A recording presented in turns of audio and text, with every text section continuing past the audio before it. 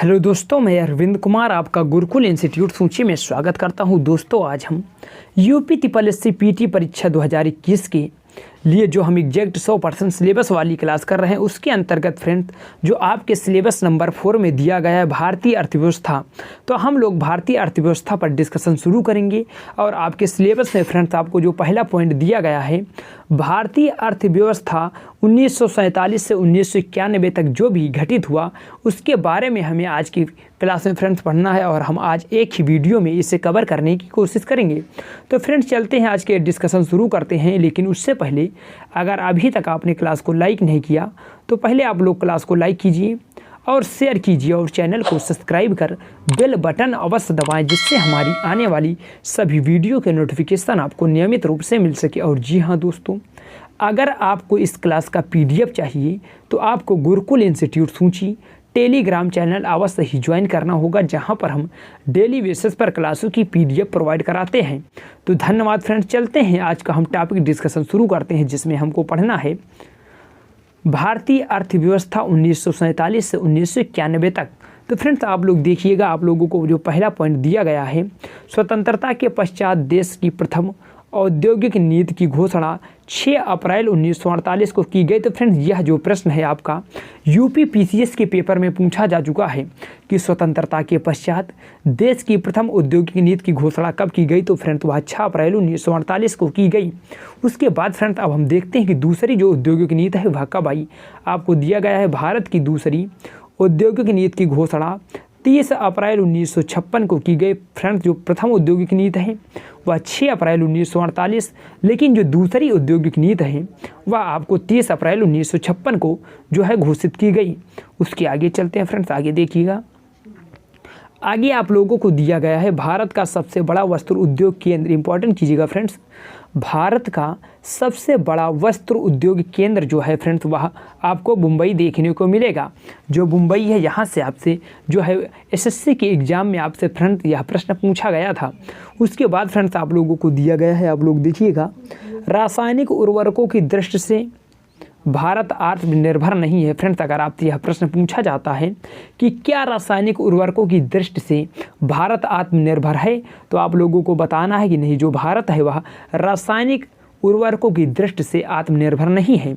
उसके बाद फ्रेंड्स आप लोगों को दिया गया है एक सारणी, देखिएगा, इंपॉर्टेंट है आपके लिए। एक तरफ आपको वस्तुएं दिए गई हैं और एक तरफ उनका जो प्राप्ति स्थल है आपको वह दिया गया है। तो चलिए फ्रेंड्स आप लोग मेरे साथ इसे याद कीजिएगा।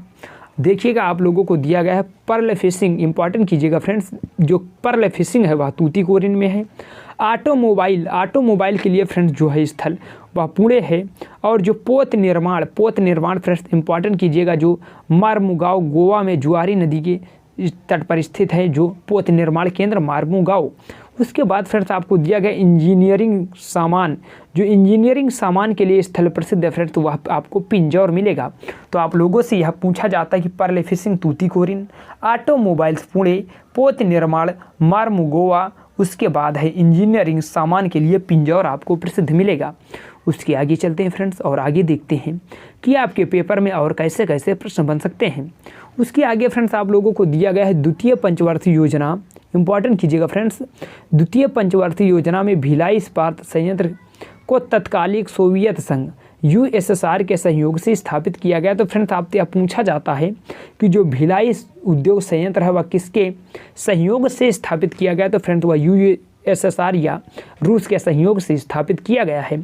और फ्रेंड्स वही दूसरी पंचवर्षीय योजना में ही दुर्गापुर इस्पात संयंत्र, जो कि आपको पश्चिम बंगाल में देखने को मिलेगा, दुर्गापुर इस्पात संयंत्र कारखाना जो है फ्रेंड्स वह आपको पश्चिम बंगाल में ब्रिटेन के सहयोग से फ्रेंड्स जो दुर्गापुर है वह ब्रिटेन के सहयोग से बनाया गया है। तथा राउरकेला स्टील प्लांट जो कि उड़ीसा में है, यह जर्मनी के सहयोग से स्थापित किया गया। तो फ्रेंड्स इन तीनों संयंत्र को आप लोग याद रखिएगा और किसके सहयोग से बनाए गए आप उसको भी याद रखते चलिएगा। उसके बाद फ्रेंड्स आप लोगों को दिया गया है भिलाई इस्पात संयंत्र। वेरी इंपॉर्टेंट बनता है आपके पेपर रिव्यू से। भिलाई इस्पात संयंत्र जो कि छत्तीसगढ़ के दुर्गापुर जिले में अवस्थित, यानी दुर्ग जिले में अवस्थित है, ना कि दुर्गापुर। फ्रेंड जो भिलाई है यह भी रूस के सहयोग से बनाया गया है और छत्तीसगढ़ में छत्तीसगढ़ के दुर्ग जिले में आपको अवस्थित मिलेगा भिलाई इस्पात संयंत्र। उसके बाद फ्रेंड्स आप लोग देखिएगा, आपको दिया गया भारत हीरा संस्थान, इंपॉर्टेंट कीजिएगा फ्रेंड्स, भारतीय हीरा संस्थान जो है वह सूरत में स्थापित किया गया है। तो आपसे पूछा जाता है कि भारतीय हीरा संस्थान कहाँ पर है, तो आप लोगों को बताना है कि जो भारतीय हीरा संस्थान है फ्रेंड्स वह सूरत में है। और उसके बाद आप लोगों को दिया गया भारत संचार निगम लिमिटेड BSNL की स्थापना फ्रेंड्स 2000 में। यह प्रश्न फ्रेंड्स आपसे जो ग्रुप डी का पेपर हुआ था उसमें पूछा गया था कि भारत संचार निगम लिमिटेड की स्थापना कब की गई थी, तो वह जो है 2000 में स्थापित किया गया BSNL। उसके बाद फ्रेंड्स आगे देखिएगा, आगे आप लोगों को दिया गया है एक तरफ सारणी वस्तुएं और दूसरी तरफ प्रसिद्ध स्थान।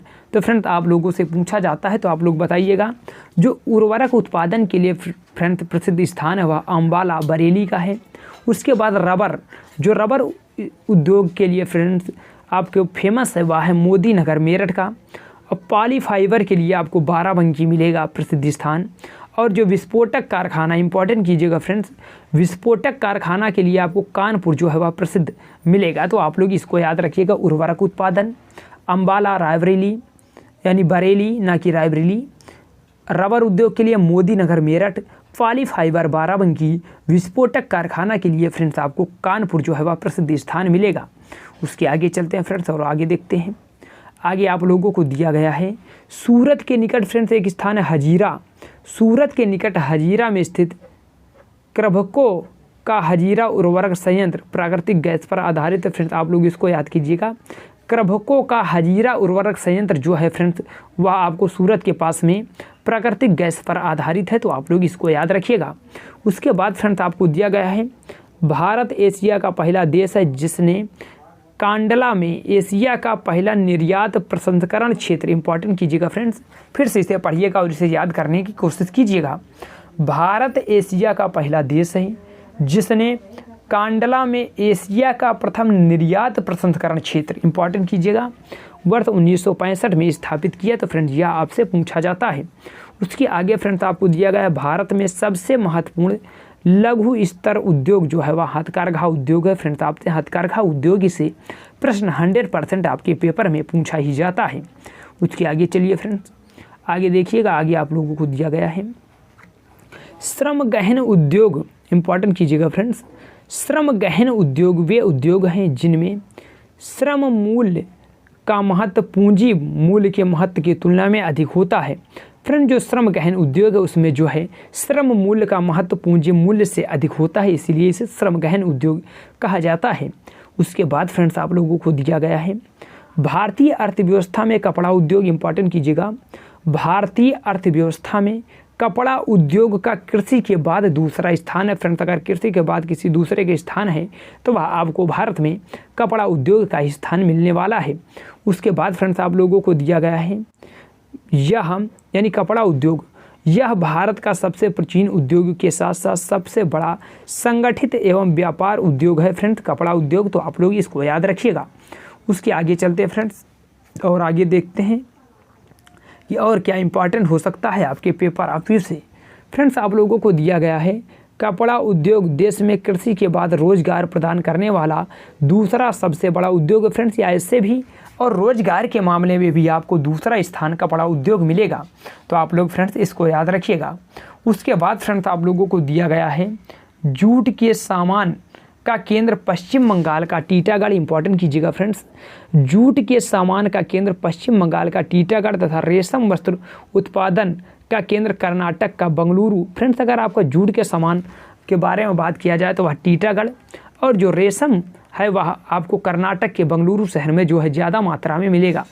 उसके बाद फ्रेंड्स आप लोगों को दिया गया है ऊनी वस्त्र मिल, इंपॉर्टेंट कीजिएगा फ्रेंड्स, ऊनी वस्त्र मिल यानी ऊन उद्योग का लगभग 40% पंजाब में है और पंजाब की अधिकांश ऊनी वस्त्र मिलें अमृतसर, गुरदासपुर एवं लुधियाना में आपको फ्रेंड्स देखने को मिलेगा। तो आप लोग इसको याद रखिएगा।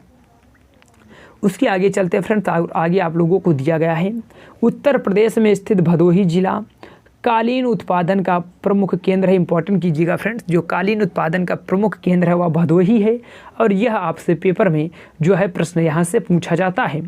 उसके बाद फ्रेंड्स आप लोगों को दिया गया है। भारत में प्रथम उद्योग जिसका विकास हुआ वह कुटीर उद्योग है। इंपॉर्टेंट कीजिएगा फ्रेंड, भारत में प्रथम उद्योग जिसका विकास हुआ वह कुटीर उद्योग ही था। तो आप लोगों से यह पेपर में पूछा जाता है। उसके बाद फ्रेंड्स आप लोगों को दिया गया अखबारी कागज़। इंपॉर्टेंट कीजिएगा,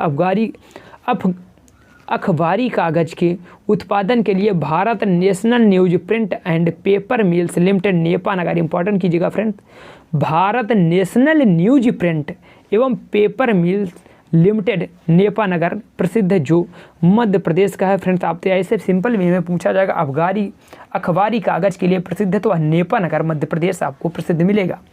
उसके बाद फ्रेंड्स आप लोगों को दिया गया देवास। इंपॉर्टेंट कीजिएगा, देवास करेंसी नोट की छपाई के लिए प्रसिद्ध है। फ्रेंड्स आपसे यह पूछा जाता है कि देवास किसके लिए प्रसिद्ध है, तो देवास फ्रेंड्स आपको करेंसी नोटों की छपाई के लिए आपको प्रसिद्ध है। उसके बाद फ्रेंड्स आपको दिया गया है HAL हिंदुस्तान एरोनॉटिक्स लिमिटेड, जिसे हम हाल के नाम से जानते हैं, वायुयानों के उपकरणों का उत्पादन करती है। फ्रेंड जो HAL है हिंदुस्तान एरोनॉटिक्स लिमिटेड व वायुयानों के उपकरणों का उत्पादन करती है। तो आप लोग इसको भी याद रखते हुए चलिएगा। उसके बाद फ्रेंड्स आप लोगों को दिया गया है नेशनल एल्युमिनियम कंपनी लिमिटेड, जिसे national aluminium company limited NALCO वर्ष 1981 में स्थापित किया गया था। यह खान मंत्रालय के अधीन एक नवरत्न लोक उद्यम है। फ्रेंड्स आप लोग इंपॉर्टेंट कीजिएगा कि जो नालको है वह नवरत्न कंपनियों में शामिल है। तो फ्रेंड्स आज की क्लास यही तक हमको जो पढ़ना था कि जो भारतीय अर्थव्यवस्था 1947 से 1991 तक आपके पेपर में यहीं से ही प्रश्न पूछे जा सकते हैं।